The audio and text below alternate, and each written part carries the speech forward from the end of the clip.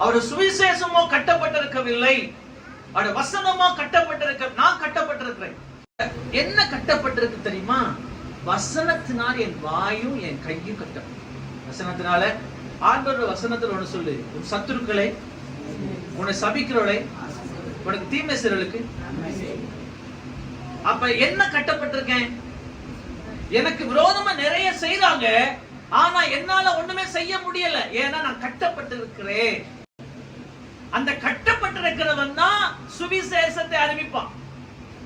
கட்டப்பட்டிருக்கிற அனுபவம் இருந்தாலும் சுவிசேஷம் சொல்ல முடியும்.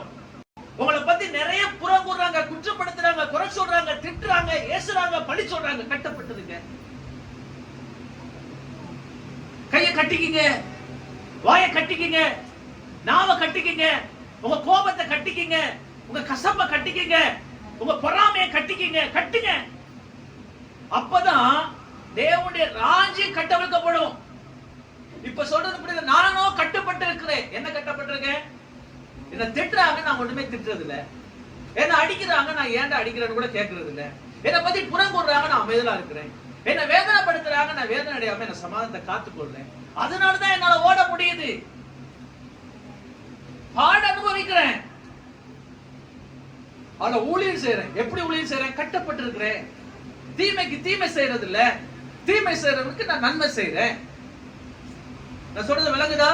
இதுதான் கட்டப்பட்டிருக்கிற அனுபவம். அப்போஸ்தலன் பவுலை கொண்டு போய் சிறைச்சாலையில போட்டாங்க.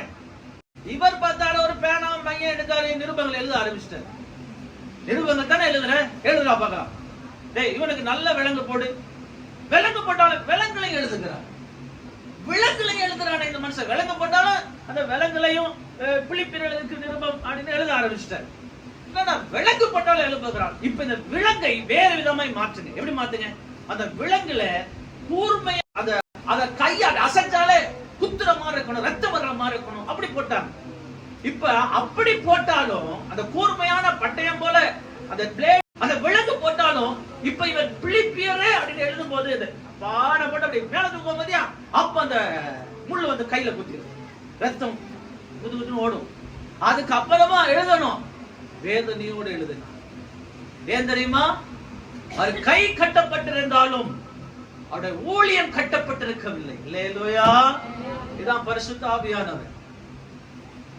ஆவியானவர் உங்களுக்குள்ள இருந்தார்னா உங்களை கட்டலாம், ஆனா உங்க ஊழியத்தை கட்ட முடியாது. அதான் அழைக்கப்பட்டவர்களோ அநேகர், தெரிந்து கொள்ளப்பட்டவர்கள் ஒரு சிலர். நீங்க கட்டப்படுவீங்க. ஊழியம் கட்டப்பட்டிருக்க. ஏன் தெரியுமா? அந்த உள்ள இருக்கிற ஆவியான